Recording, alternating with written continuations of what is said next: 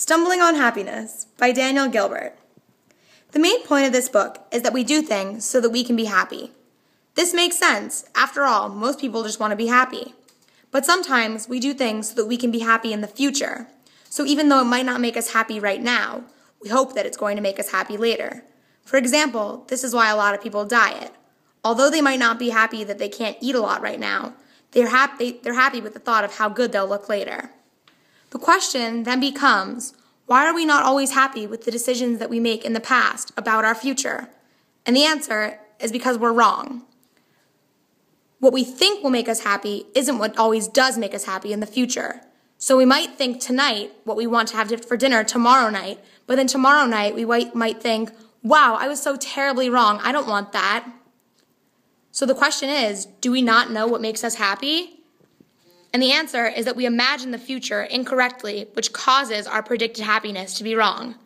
And the main two questions answered throughout the course of this book are, what are the ways in which we wrongly imagine the future? And, more importantly, what can we do to stop this and therefore make ourselves happier? Hi, welcome to the best vacation agency in Maryland. Now, Sydney, I have two choices for you, but you can only choose one. First, you could go to Moderatia, which has average beaches, average hotels, average weather, and average nightlife. Or you could go to Extremia, which has fantastic beaches, crummy hotels, beautiful weather, and no nightlife. Which one would you not want to go to, Sydney? Well, considering Extremia has crummy hotels and no nightlife, I obviously have to go to Moderatia, which has at least average hotels and average nightlife, which is more than I could say for Extremia. Good choice, Sydney. Which one would you want to go to? Well, I think I'm going to have to go to Extremia because of the fantastic beaches and weather, beautiful weather, which obviously beat out the average beaches and weather at Moderatia. Good choice.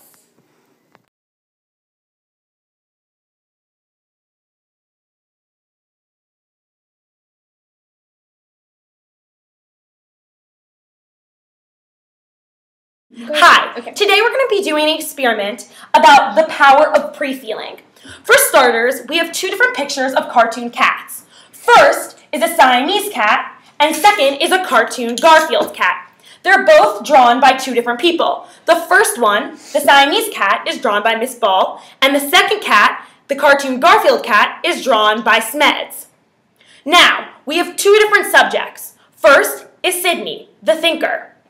Second is Eliza, the non-thinker. Now, the difference between the two subjects is that Sydney, the thinker, when she asks which poster she wants to hang up on her wall, she is going to logically think and have to explain why exactly she wants that poster up on her wall.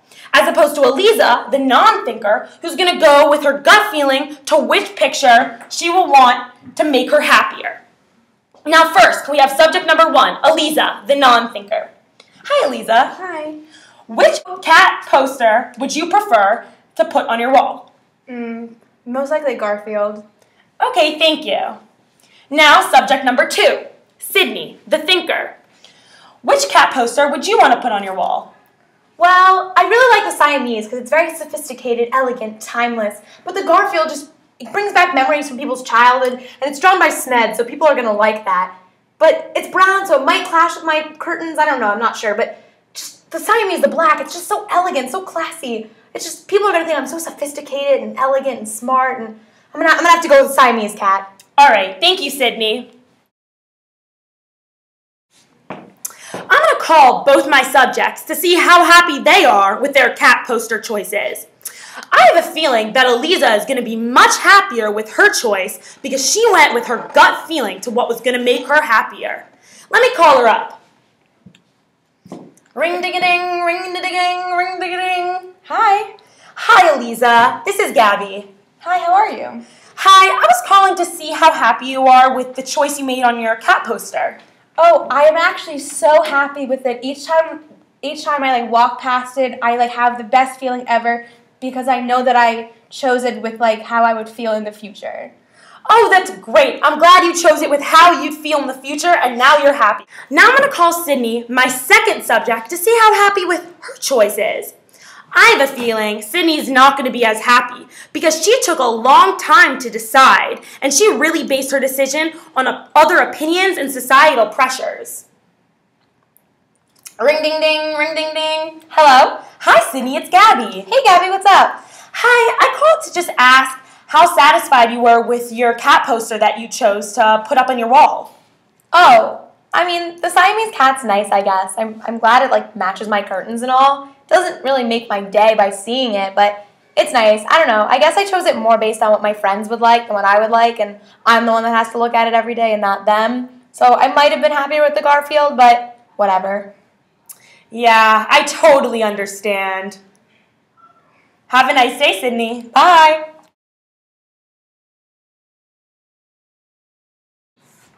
In this experiment, we're going to have two groups, the first of which is going to be represented by Eliza, and the second of which is going to be represented by Gabby. Eliza, the first group, is going to have their hands immersed in water, 57 degrees, for 60 seconds.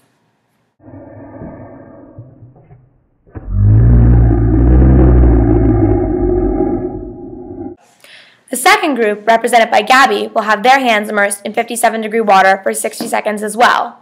Then, they will also have their hands immersed for an additional 30 seconds at 59 degrees, totaling for 90 seconds of immersion, with the last 30 seconds being 2 degrees warmer.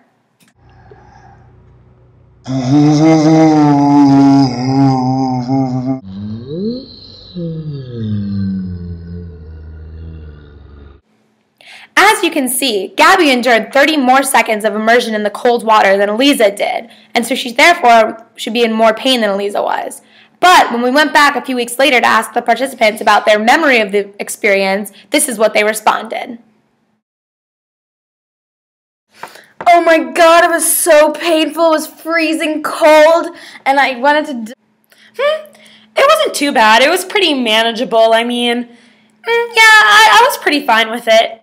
Although Gabby had 50% more seconds of immersion in the water, she remembered her experience as being less painful than Eliza's. This shows that we sometimes have faulty memories, and for example, Gabby remembered her experience as being less painful because she remembered the end of her experience, which was less painful, even though her overall experience might have been more painful or equally painful to Eliza's.